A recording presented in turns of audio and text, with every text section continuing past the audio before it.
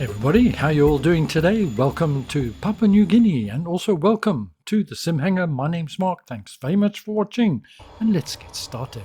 As you can see today, I'm in one of the default aircraft in Microsoft Flight Simulator 2024. It's the Draco X, short takeoff and landing aircraft, ideal for this type of flight, but it's an absolute handful with some serious anger management issues. And it's for that reason, as well as being from Got Friends, that I absolutely love it. I invite you to join me on a quick tour through the Papua New Guinea Highlands as daylight breaks over the mountains and we head to our second of 7 strips. Designed to test your mettle, this collection has been put together by indie developer Ken Hall, marketed through orbx. I recently purchased this and it cost me just under £12 including VAT. Ken of course is no stranger to scenery development, although I think this is his first for the 2024 version. You probably know him better as the developer of Bryce Canyon, Catalina and so on. I just love these early morning flights. 5 of the 7 airstrips are all pretty close together and we're already coming up on our first stop. There it is on my left, just perched on top of that mountain. Paying close attention to both my speed and altitude as we turn onto base and then onto final.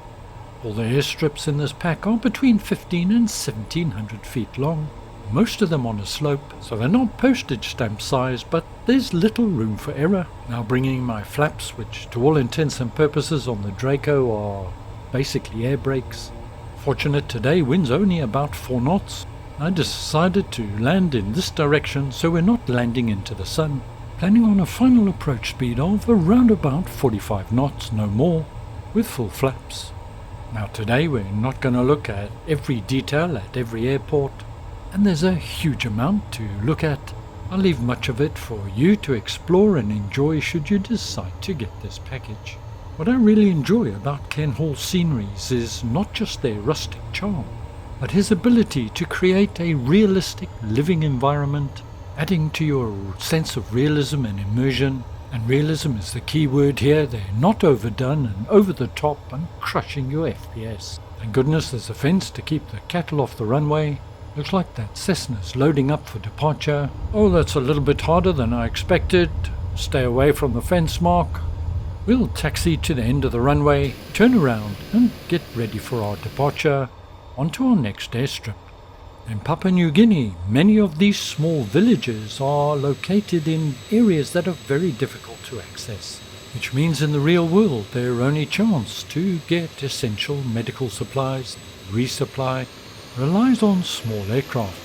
Very often pilots will fly over the airfield and the village initially to let the villagers know they're coming in for a landing and to ensure that they clear the runway of dogs, cattle and children. But not necessarily in that order. Flaps 1 stage down, here we go, throttle full.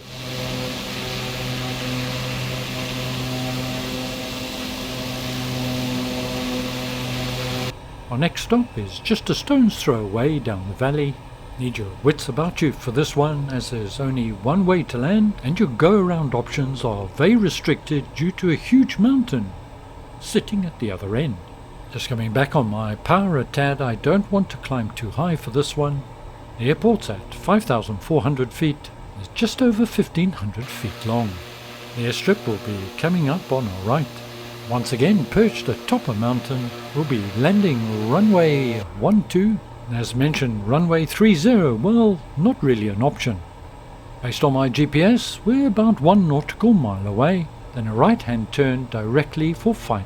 Here we go, I'm just a little bit late on the turn.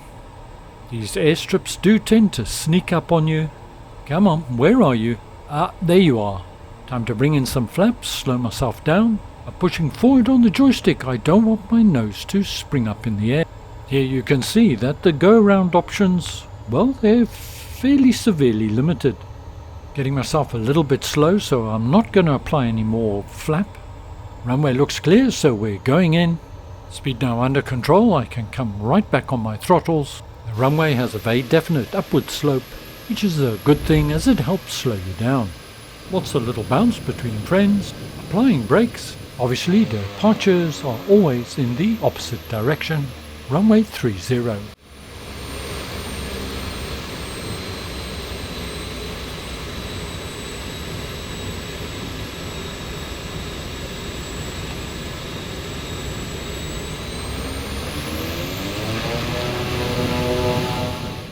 Come on Draco, behave yourself. We're up, stick your nose in the air, apply throttle, and she's like a rocket. Onto our next airstrip, and we're just going to have a quick flyby and do a low pass over the runway.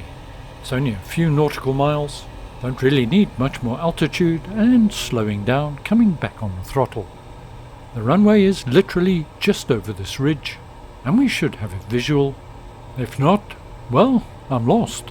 Don't really want to climb to get over this ridge, so we'll just go round it.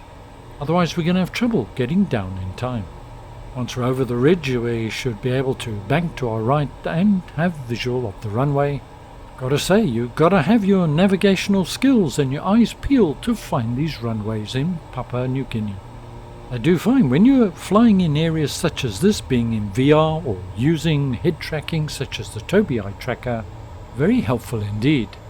Runway dead ahead. A question I've asked myself is, why are all these villages on top of a hill and not in the valley? I'm aware that Papua New Guinea does get quite a lot of rain. Quite a few of the huts and houses are on stilts, so I guess it's to avoid the risk of flooding. As we do a low pass, look to your left, main village is at the other end, and there is what looks like a tower there. I don't know whether that's for air traffic, or perhaps more likely, might be a fire lookout. This airport is well worth a visit, there's just a ton to see, and the village is fairly well spread out. Warning Will Robinson, high ground ahead, so we're gonna have to do a 180, get ourselves back into the valley before we head on to our next airport. Hard bank with full power, making sure our flaps are fully retracted at this point. Once again, our 5th airstrip is literally just round the corner, but I do need to gain some altitude. And once again, I'm just going to do a flyover. Normal approach for this airport would be from the opposite direction due to a mountain, but we're going to fly down the mountain and fly over the airstrip. There it is, dead ahead. Once again, go around options, very limited here. And I think needless to say, approaches at all these airstrips are visual only. If you've got bad weather, in the real world of course you wouldn't fly, but this is a sim. That looks like a Cessna Caravan down there. As we bank right to head toward our 6th airstrip, these two are situated some distance away, about a 10-minute or so flight in the Draco. Once again, I need to climb.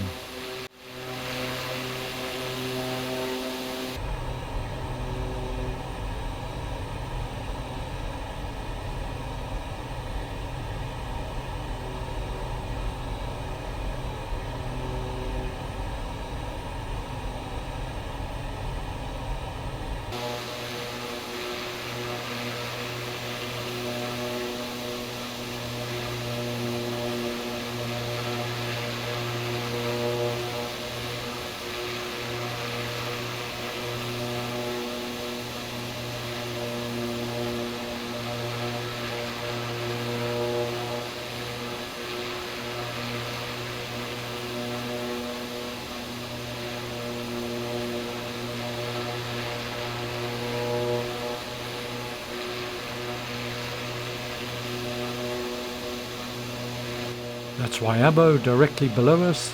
Like many of the other airports we've seen on this trip, there's only one way in and one way out. Flying past the airport, gonna go down the valley a little way before turning for my final approach. Need to be cautious of my altitude here. The valley is relatively narrow, with ground height increasing on either side fairly quickly. Now gonna directly turn onto final, bring my speed down and apply flaps. Of all the airports in this pack, I think that this one was one of the most challenging to find and challenging to land at, so easy to get your altitude wrong on approach. There it is, dead ahead, and we're going to go in for a full stop landing. The Papua New Guinea scenery itself is default scenery, but I think it's looking really good. Here we go, full flaps for this one. Mind the trees on the left. Need to have a chat once landed with the village headman. Ask him just to trim those trees back a bit. Too late now for go round, so I'm committed, and we're down. Oh, that one was butter. Gently apply brakes so we can bring ourselves to a stop. In my mind's eye, because I've never obviously been there myself, this is exactly what a village in Papua New Guinea would look like. Good job, Ken. And we can just take a brief moment to have a quick look around.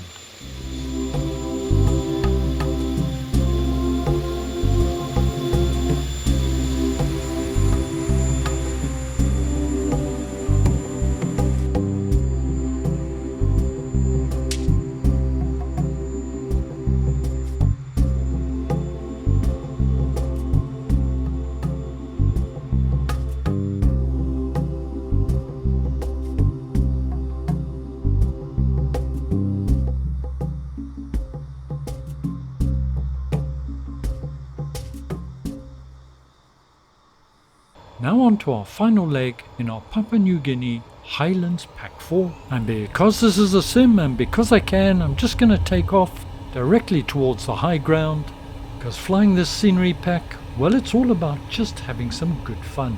This again is going to be about a 10-minute leg, but as you've probably noticed by now, the flights have been edited for both your and my sanity.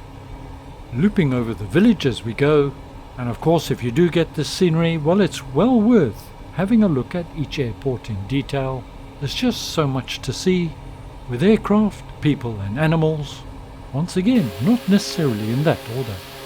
As we climb away, I would just like to mention that orbx did offer me a free copy of this software, but on this occasion I declined it and decided to purchase it direct myself.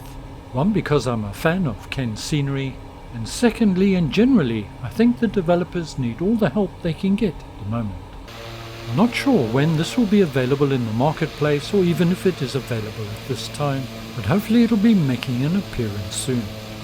Now the SimHanger channel is and always will be very much focused towards VR and hardware as well as configuration and support videos.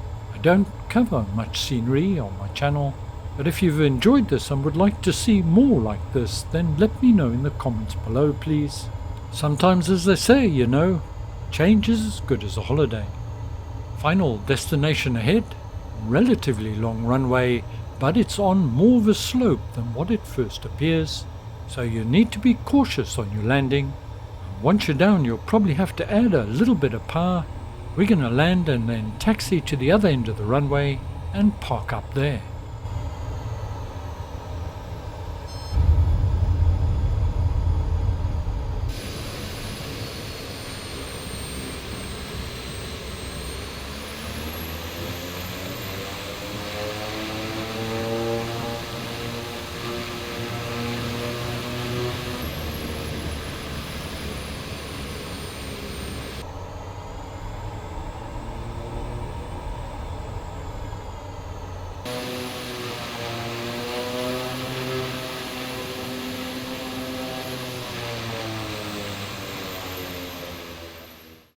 There we are, we're parked and I didn't clip the wing of the Pilatus.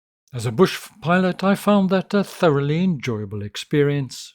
And if you made it this far, well, I hope you enjoyed it. And so at this point, from Papua New Guinea and from me directly, I bid you adieu. Take care, look after yourselves, I'll see you all again very soon. And ciao for now, captains.